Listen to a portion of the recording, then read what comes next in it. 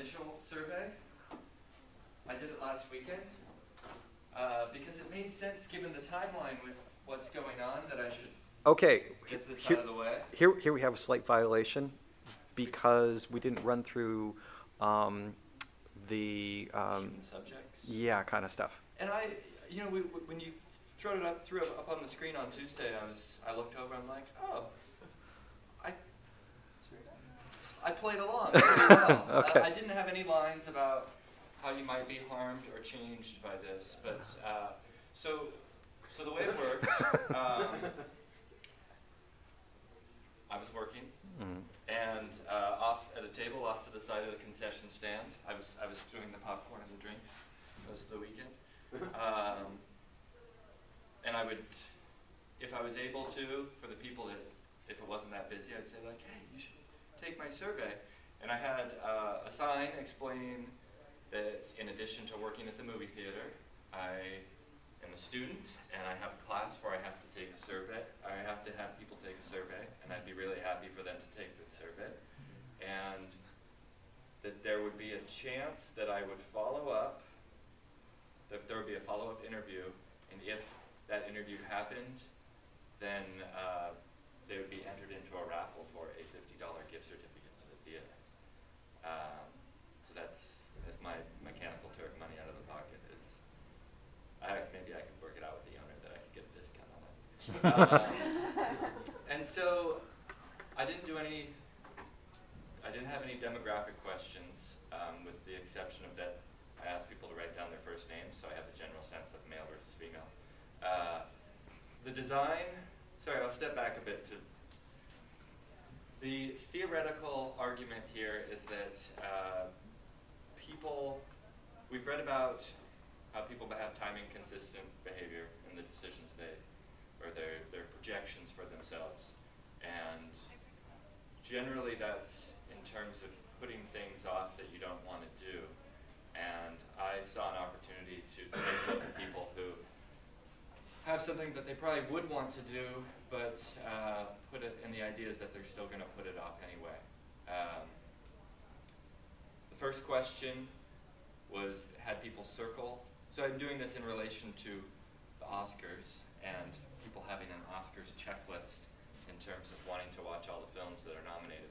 So I have the 10 best pictures listed, or the 10 nominees listed, and they're supposed to circle them, the ones that they've seen. And then there is a question, then it says, the Academy Awards are on February 27th. How many more films of the 10 that you haven't seen do you expect to see before those awards shows? And they write in a little blank. And then I ask them their name and contact information, either email or phone number. And I got about, 60% emails, 40% phone numbers. And I got... So let me just clarify then. At this point, everyone gave you contact information? No.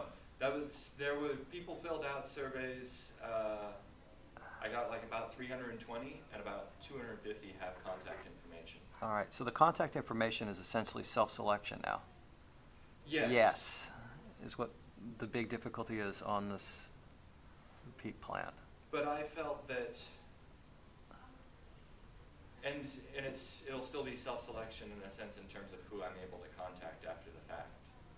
Yeah, these are all a bunch of self-selection models where the classic thing that you do then is use some kind of other information in order to determine their probability of giving you the contact information and then the probability of them actually being involved in the second survey.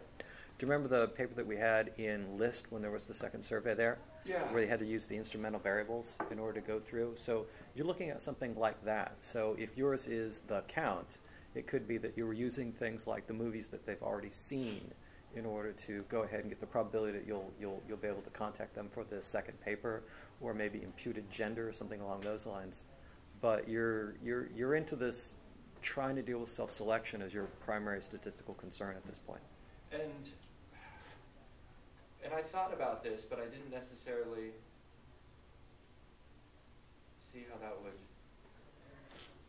tie too closely to whether people follow through with their plans. The people that that will get back in contact with you, could they possibly be the ones that follow through with their plans? Or who you're able to get to? In terms of like people being... Yeah, you're more able to contact the people who follow through with their plans. So And- there's your self-selection. Yeah, and I made a conscious choice not to let them know why I would be contacting them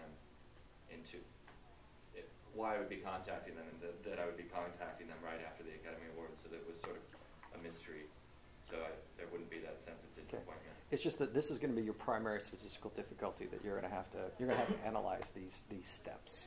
Okay. Wouldn't it make the null hypothesis more robust, though? If the hypothesis that people won't go to these movies, and they probably won't, wouldn't it make the answer more robust, given that these are the people that were willing to return phone calls? We're only hypothesizing that it goes in that direction. We don't actually know if that goes in that direction. Gotcha. I'm saying it would be robust if this hypothesis was correct. Yeah. So one thought, I could do this again this weekend. The shortcoming I saw of that is that now there's only 1 week until the 2-week mark seemed like I would be able to get people making less clear decisions about their future now that it's at the 1 week.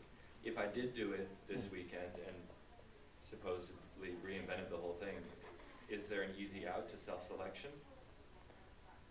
Like in terms of adding a few demographic questions that would... Age. I think age is... And I thought of that being on there, it's... You get age range, you don't do age. Yeah, It's the yeah, usual we one. don't want people to admit things. The age range would be kind of funny though, because it would be like 4 options, but the youngest one would be like 50 and under, because so many people are over 50 that come to that movie. So that's where that stands. Okay. I have a question about the self-selecting though. I mean, in any of these experiments though, what makes the difference? It's like in my case, it's like since I'm choosing a certain school, it's going to be self-selecting that it's going to be mostly white children of, middle class, and in this experiment, anyone who's using Turk, it's, as we've talked about, it's going to be self-selecting, and it's going to be more international folks from India.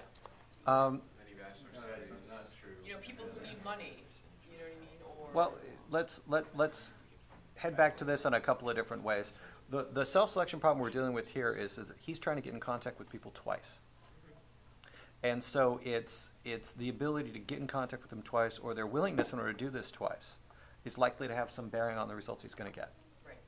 What you're supposing when you go ahead and grab these people, you say that this population is distributed this way, and it's their education profile is this, their gender profile is this, their income profile is this, and their responses to these kinds of questions should be no different from that in the rest of the population. You always have to have some kind of assumption about the group that you're drawing from is of certain characteristics. And because so many of us are looking at things that are dealing with differences, you can, to a certain extent, say that even if they are not distributed as the population, you can assume that their reactions or changes because of stimuli are. So you make an assumption that it's okay that they're different in levels, they'll be identical in changes.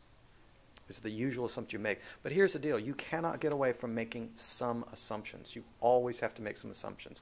You always have to at one point ground and say that this doesn't matter. And you have to make that decision, and it has to be supported in some way. Can you say this then? I mean, it's like, will the self-selecting make it so that it's just like you want to? Given that he's got 60% going on right there with just the responses, wait till he tries to go ahead and get in contact with them, because that'll drop down to, at his sample of how many you have right now? It's about 250. You got 250. He's going to be kind of lucky in order to get data back from like 25 people. I see that, reliable statistics may show that, but I think this is a somewhat unique, that the clientele I'm dealing with, there's already this self-selection that the people that would come to this. They're old enough to have landlines, is what you're saying, and only landlines.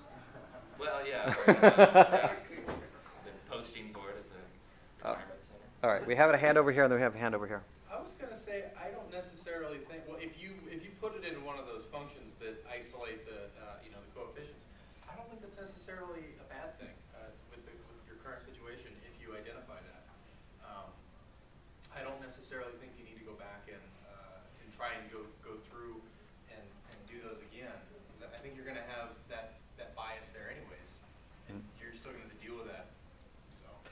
again, the main statistical issue is going to be dealing with the self-selection. Ma'am?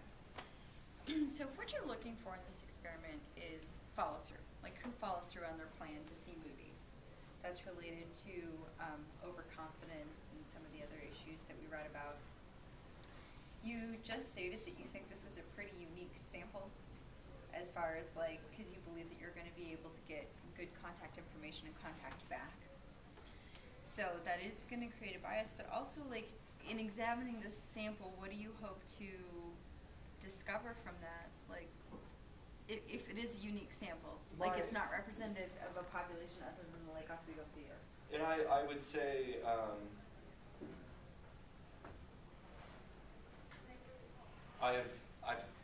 and maybe I'll be proved wrong in terms of callbacks.